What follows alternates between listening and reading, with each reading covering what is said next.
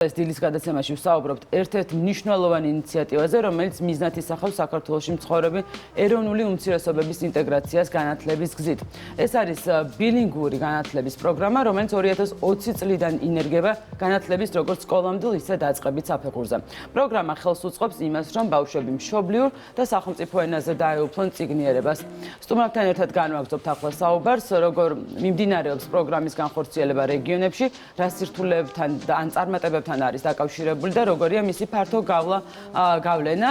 ახლა სტუდიაში შემოგვიერთდებიან ლალი კალანდაძე, განათლების მეცნიერებისა და ახალგაზრდობის სამინისტროს სკოლამდელი და ზოგადი განათლების განვითარების დეპარტამენტის უფროსი და ორხან მამედოვი, ბილინგური განათლების სპეციალისტი მარნეულის მუნიციპალიტეტის სოფელ საბირქენდის ნომერ 1 საჯარო სკოლიდან. დიდი მადლობა სტუმრობისთვის. ძალიან მნიშვნელოვანი ინიციატივა არის. თავიდან კიდევ ერთხელ ზოგადად ვთქვათ, რას ნიშნავს ეს ბილინგური განათლება და რა პროგრამას ახორციელებს უშუალოდ ამ მიმართულებით განათლების სამინისტრო.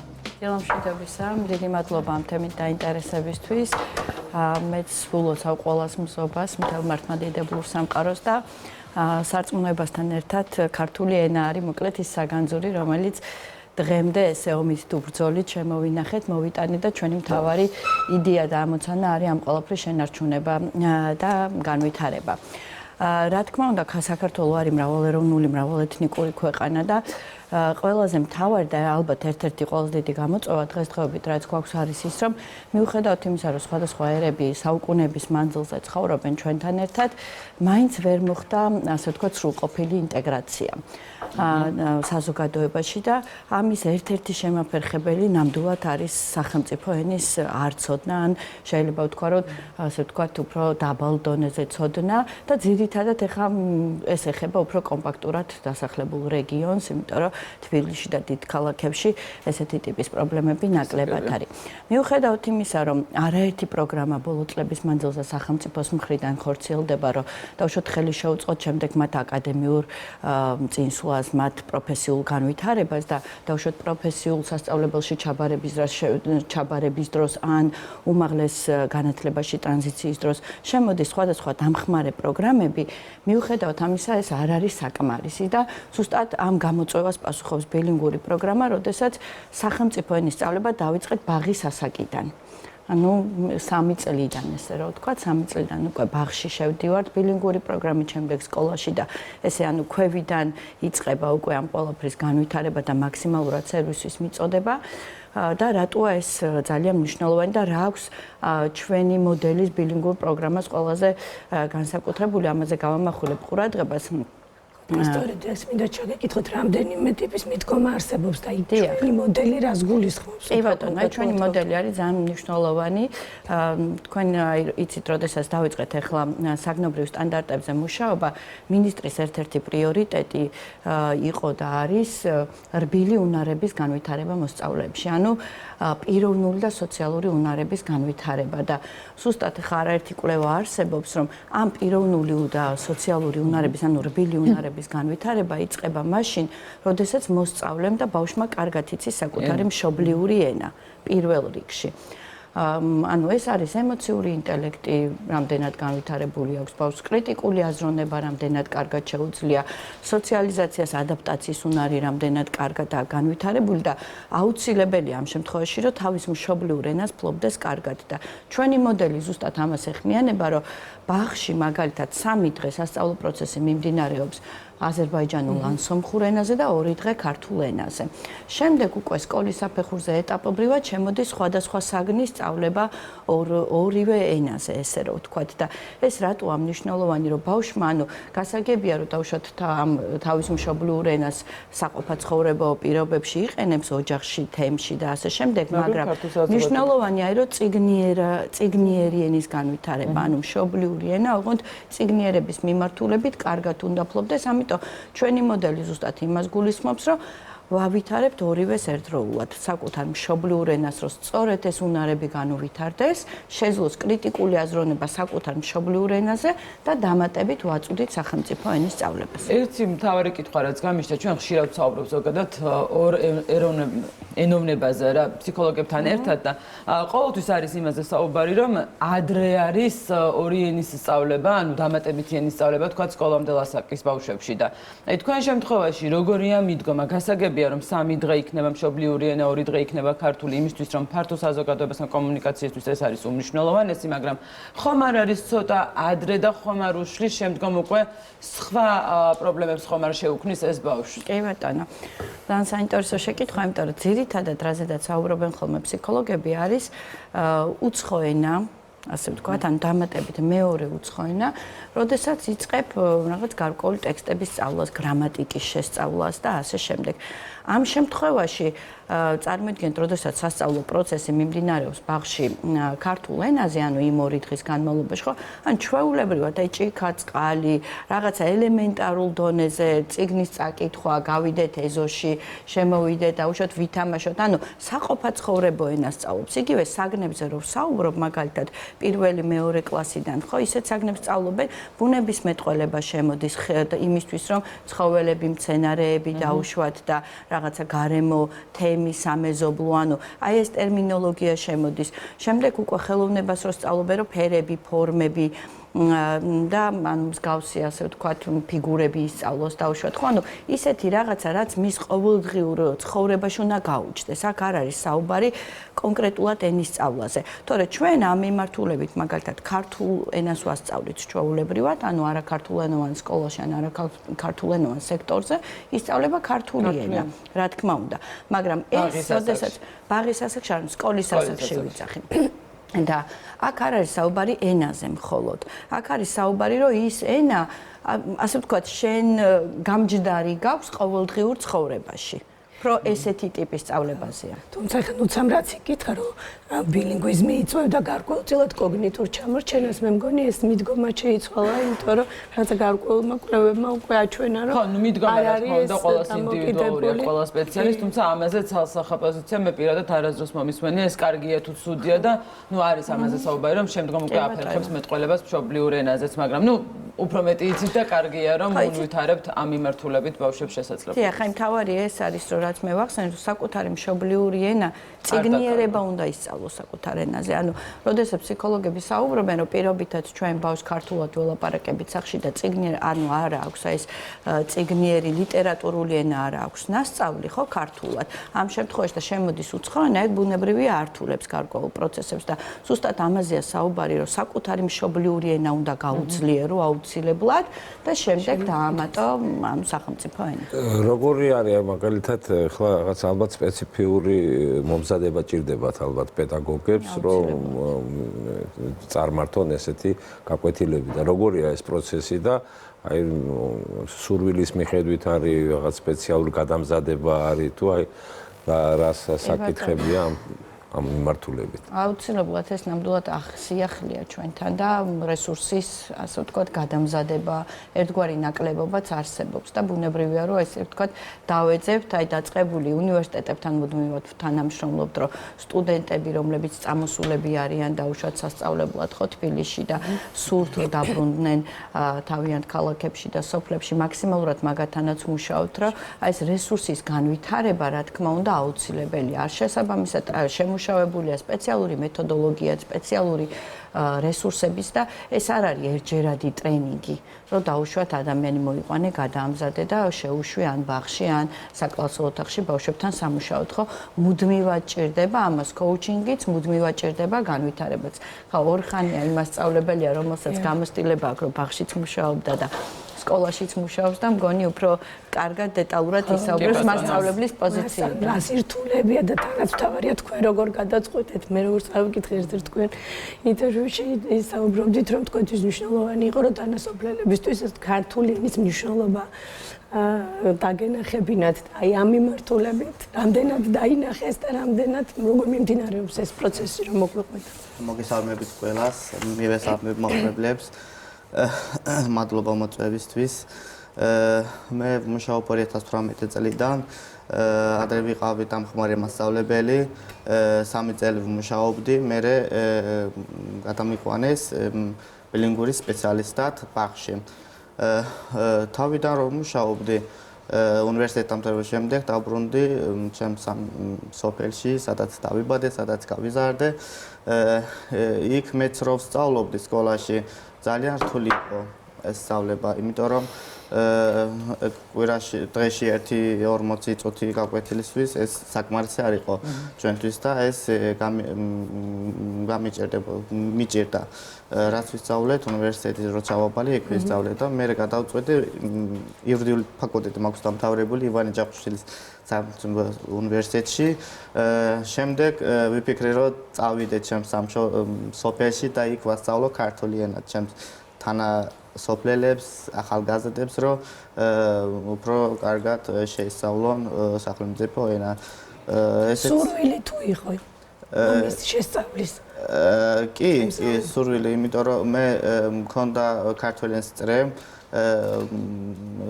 და ისა მანეუს მუნიციპალიტეტის მერის მიერ იყო ეს პროექტი შევიტანე და იქ გავიმარჯვეთ. 3 თვე ჩავატარე უფასო კურსი, სადაც დარეგისტრირებული იყო 200-მდე მოსწავლე. ჩვენ კიდე ქართული ენის მასწავლებელი იყო ჩვენთან სოფელში, სალომე კირია. მასთან ერთად ჩავატარეთ კურსი 3 თვე და ძალიან მონდომობილები იყვნენ, ძალიან აქტიურები იყვნენ, მშობლების მხრიდანაც, მშობლებიც ესწრებოდნენ ჩვენს არაფორმალურ გაკვეთილებზე და იმასაც სურვილი ექნებოდათ, რომ მშობლებსაც ესწავლათ ეს. მასწავლებლებსაც მინდა რომ გკითხოთ, საინტერესოა ვინ არიან მასწავლებლები? ანუ აზერბაიჯანულისთვისაც მშობლიური ენაა და ქართულისთვის ისწავლა უკვე კარგად თუ პირიქით, აი როგორ არჩევთ? ძირითადად მაინც ვისთვისაც მშობლიური ენაა აზერბაიჯანული ან სომხური და შემდეგ ქართული აქვს კარგად ნასწავლი უნივერსიტეტში. ორხანისკაცი ადამიანები ხო? ძირითადად ხო, იმიტომ რომ იშვიათია მაინც შემთხვევა, რომ დაუშვათ ქართული იყოს მშობლიური ენა და მეორე ენად კონდეს ნასწავლი აზერბაიჯანული ან. ეს კითხვა იმიტომ დავუსვი რომ თავად მასწავლებლებს რამდენად აქვთ სურვილი რომ ისეთ დონეზე შეიმეცნონ ქართული ენა, რომელიც საკმაოდ რთულია, რომ შემდგომ უკვე ეს გასცენ და თქვათ გაუზიარონ მოსწავლეებს ეს თავისი განათლება და ცოდნა. რაღაც გარდატეხა უნდა შევიტანოთ. შეიძლება აქ სურვილზე არ არის, ყველამ დაინახა უკვე რა პერსპექტივა არსებობს, ხო? აქ ანუ მხოლოდ მასწავლებლებიც არ არიან, უკვე მშობლებისთვისაც ძალიან ნათელია, რომ იმისთვის, რომ ბავშვი უფრო მეტად ინტეგრირებული იყოს საზოგადოებაში, უფრო მეტად ასე ვთქვათ, რაღაც ადაპტირდეს, თუნდაც როდესაც მიდის უმაღლეს სასწავლებელში ან პროფესიულ კოლეჯში, რაღაც გარემოსთან, ხო? ანუ მას სჭირდება სახელმწიფო ენის ცოდნა და ამიტომ ეს სურვილი უკვე არა მხოლოდ მასწავლებლებისგან, ანუ დაკვეთა არის, ასე ვთქვათ, მშობლებისაც, რომ მაქსიმალურად მისმა შვილმა მიიღოს სრულყოფილი განათლება. ხო, ამისთვის დადის ახლა სკოლაში, სკოლის განათლება ხო არ მთავრდება 10 კლასში და ან 12 კლასში, ხო? ანუ რაღაცა პერსპექტივა არის და ეს უწყვეტი განათლების იდეა რაც არის, ასე ვთქვათ, ეს უკვე ძალიან აშკარაა და შესაბამისად არის ძალიან დიდი მოთხოვნაც, არის ძალიან დიდი დაკვეთაც და ძირითადად ყავს ნამდვილად მასწავლებლები, რომლებიც არიან უფრო ახალგაზრდები, ვინც აი შემდეგ წამოვიდა დაუშვათ თავისი სოფლიდან ან ქალაქიდან და ამთავრა უმაღლესი ჩავიდა. კი ბატონო და სურს დაბრუნება, იმიტომ რომ ფაქტიურად პერსპექტივაც უფრო დიდი აქვს, გარანტირებული სამსახური შეიძლება ესე ითქვას, ხო, ამ შეუძლია თავის მშობლიურ დასახლებაში დასაქმდეს კიდევაც და დიდი ავტორიტეტითაც სარგებლობს, იმიტომ რომ მასწავლებელი ახლა იცით რომ ყველგან პრესტიჟული და ავტორიტეტული პიროვნება, აქედან გამომდინარე ბუნებრივია რომ ახალგაზრდებში ეს мотиваცია ნამდვილად არის. ორხან აი მაგალითად ესეთი კითხვა ჩემი მეგობარი თქვა ცხოვრობს უცხოეთში და აი შვილები სახში ლაპარაკობენ ქართულად, მაგრამ უწევთ თქვათ უცხო ენაზე განათლების მიღება ბაღში, სკოლაში და ასე შემდეგ და იქ მასწავლებელმა ასეთი შენიშვნა მიცა ჩემ მეგობარს, რომ სახშიო ელაპარაკეთო მშობლიურ ენაზეო და იმ ენას, რომელსაც ჩვენ ვასწავლით, ანუ არ მინდა ქვეყნის დასახელება, ამას თავისთავად სკოლაში და იმაში უმაღლესში ისწავლისო და სახში ელაპარაკეთ მშობლიურ ენაზე. აი ეს ვარიანტია, ხა აზერბაიჯანული შენი მშობლიური ენა მას ვერ გაექცევ, ისედაც ისწავლის ბავშვი ოჯახში, ეზოში ასე შემდეგ, მაგრამ ეს ენა, რომელიც თქვათ საკომუნიკაციოა, სახელმწიფო ენა, საჯარო სამსახურში დაჭირდება, ეს აქედან გამომდინარე, ალბათ ახალგაზრდების ტოლოა იმისთვის, რომ ბუნებრივად ისწავლიან თავის მშობლიურ ენას და რა თქმა უნდა, ჩვეულებრივად ილაპარაკებენ და იკონტაქტებენ თავის ენაზე, მაგრამ სახელმწიფო ენა ხვდება უკვე ახალგაზრდობა, რომ საჭიროა იმისთვის, რომ შემდგომში გააგრძელოს ნორმალური ჩვეულებრივი ურთიერთობა და მუშაობა ნებისმიერ საჯარო თუ კერძო სამსახურში. აი ეს რასი. ჩვენ ქალბატონ მალალიმ რო ახსენა ჩვენ ბაღიდან მუშაობდი ერთი წელი ბაღში ვიმუშავე ბილინგური სპეციალისტად 2021 წელს. იქ ვასწავლით ჩვენ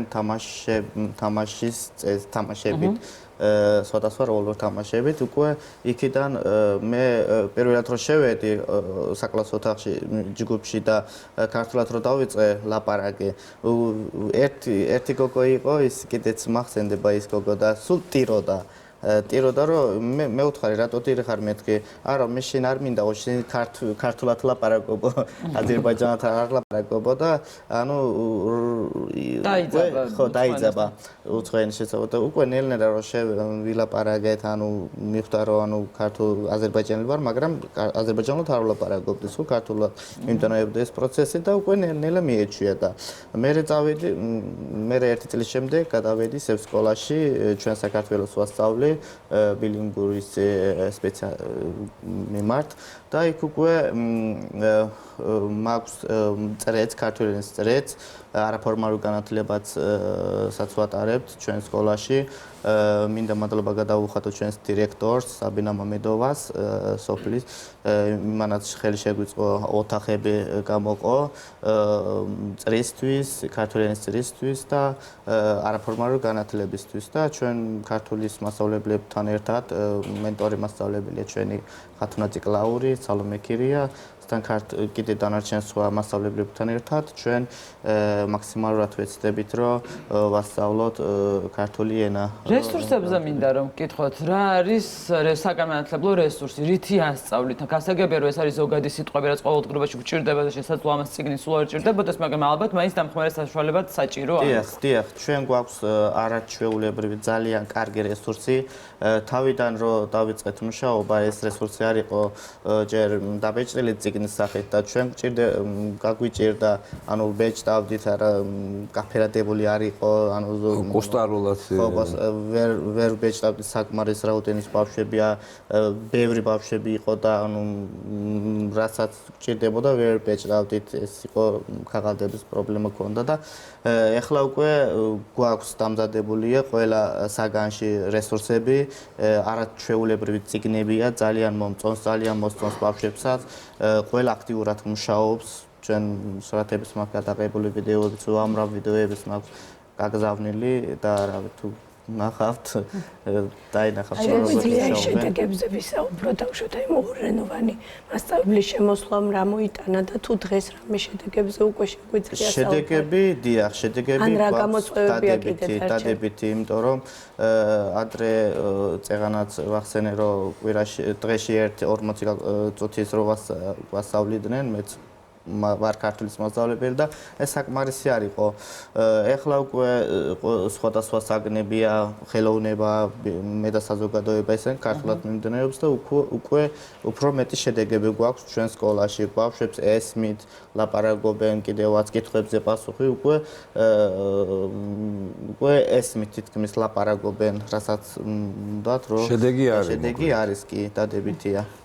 რაც ძალიან მნიშვნელოვანია ალბათ ამ კონკრეტულად საგნობრივი სწავლების გარდა ძალიან მნიშვნელოვანია სამოქალაქო ცნობიერების განვითარება, რასაც ეს პროგრამაც მოიცავს. აი ამ კუთხით თუ შეგვიძლია შევაფასოთ ეს პროექტი. დიახ, აი კი ბატონო, ზუსტად რაც ვახსენეთ, რომ თავარია რომ გარდატეხა მოხდა, ესე ვთქვა და საზოგადოებიდან წამოვიდა უკვე ქვევიდან, ანუ მათივე წიაღიდან წამოვიდა ეს დაკვეთა, რომ მაქსიმალურად სახელმწიფო ენა შეისწავლონ ბავშვებმა, ხო? ზუსტად ეგ არის ალბათ მთავარი მიღწევა. თქვენ ამინდის პროგნოზის დროს საუბრობდით, რომ განწყობა არის რომ მთავარია. წვიმის დროსაც კი ბატონო და შესაბამისად, ანუ ეს განწყობა ზუსტად არის ყველაზე მნიშვნელოვანი და ნამდვილად ეს არის, ასე ვთქვათ, რაც უფრო მეტად გვაიმედებს. რესურსებთან ერთად დაკავშირებით უბრალოდ დავამატებ, რომ აქაც ცოტა ახალი სისტემით და უნიკალური სისტემით მივდივართ, ხო?